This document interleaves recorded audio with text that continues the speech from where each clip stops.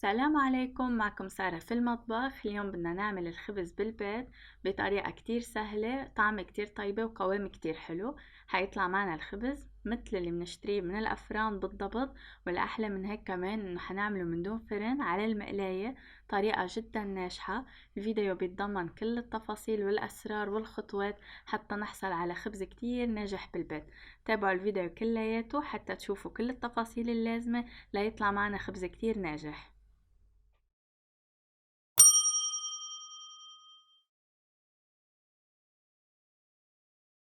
نبدأ ب3 أكواب من الطحين أو الدقيق المنخول.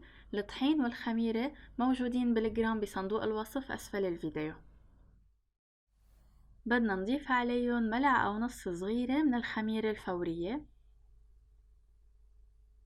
ملعقة كبيرة من السكر، ونص ملعقة صغيرة من الملح. بدنا نخلط المكونات كلياتها مع بعضها. وهلأ بدي ضيف عليهم كوب ونصف من الماء الدافئ، ما لازم يكون كتير ساخن، بده يكون بس دافي شوي. منضيفهم على المكونات وبدنا نحرك بأي ملعقة متوفرة عنا حتى شوي تمتزج المكونات مع بعضها ويسهل علينا بعدين نبلش عجن.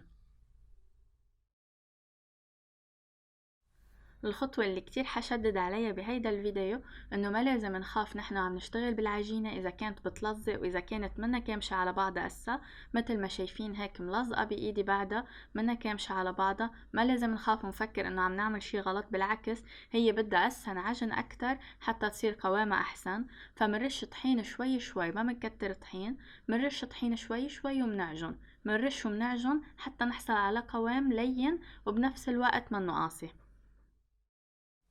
شي منيح تكون العجينة هيك وتكون لينة، ما تكون كتير ناشفة على بعضها وما نكون عم نقدر نشتغل فيها منيح حتى ما تطلع معنا قاسية ومعجنة. بهيدا الشكل ما بيكون فيها كمية طحين زيادة عن اللزوم وبتصير أحسن معنا من خلال العجن. منضلنا عم نعجن لعدة دقايق. العجن جدا ضروري حتى نحصل على قوام خبز ناجح، لحتى نوصل لمرحلة تنشال معنا العجينة وما تكون ملزقة بشكل كتير كبير، يعني صار عندها قوام خاص فيها.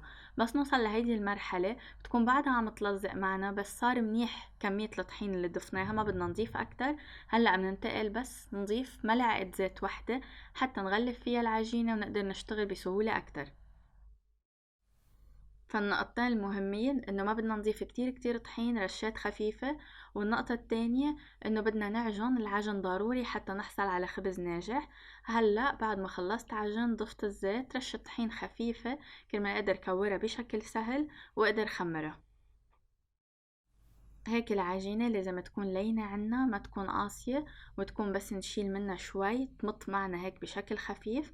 هيك يعني العجينة ناجحة معنا ان شاء الله. وشايفين كيف ايدي بعده شوي ملزق فيها، فمنه ابدا معيار اذا شوي عم تلزق العجينة يعني منا ظابطة، بالعكس اذا عم تلزق شوي نضلنا عم نشتغل ما بيأثر، المهم العجينة لينة عنا.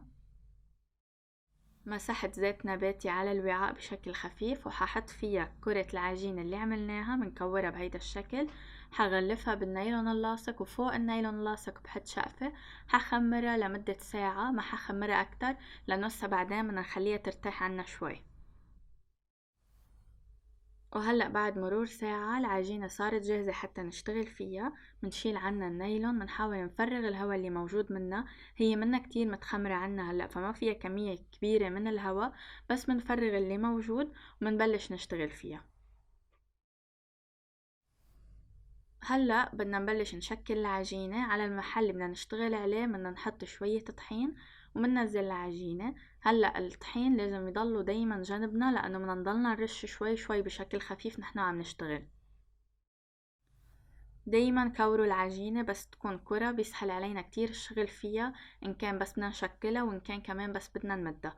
هلأ حشيل منها كرات قد ما فينا نكونوا متساويين، وإذا عنا ميزان كمان منقيسن على الميزان ومنشكل الكرات كلياتهم بهيدا الشكل. بنتأكد كل وحدة منهم تكون كرة بشكل كامل. شكلت 10 كرات يعني 10 أرغفة. بدي غطيهم بس يرتاحوا 10 دقايق، هيدا الشي بيخلي القوام أحسن عندي، بس بدي مدهم بالشوبك. شلت ال9 كرات حطيتن على جنب. بدي اشتغل هلأ بكل كرة لحالها ومدها حتى يصير عنا رغيف جاهز للخبز. النقطة الضرورية هون إنه بدنا نضلنا نرش طحين، بس الرش الطحين بده يكون بشكل خفيف، ما بدنا نرش طحين بشكل كتير كبير ونخلي عليها كتير، وكمان بدنا ننفضها بهيدا الشكل، ما بدنا نخلي زائد عليها، بدنا نشيل أي شي إضافي حتى نعجن نحصل على قوام منيح ما يكون في تكتلات طحين. منمد العجينة، نحاول بالتساوي يكون بين كل الجهات ومنقلبها كل شوي مع رش الطحين، بس شوي نحسها لزقت عنا من جهة كمان منرش شوية طحين ومنكمل. وكمان إضافة الطحين بتريحنا كمان هلأ، بس بدنا نخلي العجينة ترتاح عنا، بتكون العجينة أبدا ما بتلزق على أي سطح بدنا نحطه. وكمان خلال الشغل الطحين بيخليها تاخد قوام منيح، ما تمط عنا ترجع تصغر، بتصير بتاخد قوامها وخلص ببين علينا القياس اللي احنا بدنا نخبز فيه.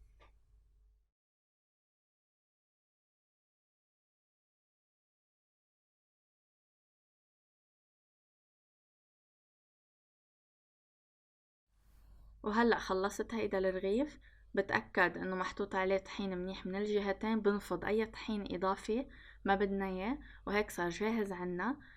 هون متل ما شايفين تقريبا 15 سنت، ازيد شوي اذا اقل شوي منا مشكلة، بس انه القياس القريب اللي بدنا اياه، ما بدنا اياها تكون كتير كتير رقيقة ولا كتير كتير سميكة.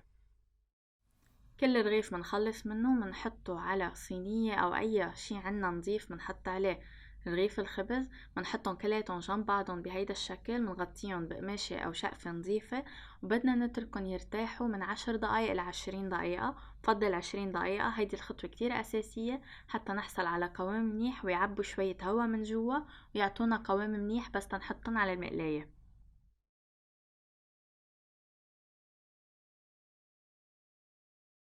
هلا بدنا نحمي المقلاية اللي بدنا نشتغل عليها.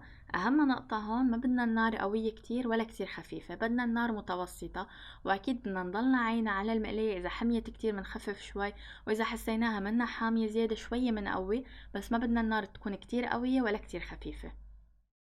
بعد ما نحمي المقلاية بالشكل المطلوب منحط الرغيف عليها، بدنا نتركها ثواني حتى يبلش يطلع عنا فقاعات، بدنا نضلنا عم نحرك ونوزع الحرارة بشكل منيح.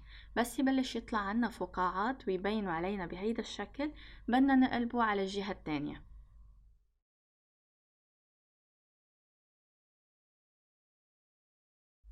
هلأ قلبناه على الجهة التانية، كمان نتركه عدة ثواني حتى شوي يشتغلوا الفقاعات كمان على الوجه التاني. ما كتير هون بيكونوا كتير واضحين عنا، بس نتركهم شوية ثواني بنرجع بنقلب على الجهة التانية، بصير ببلش ينفخ عنا.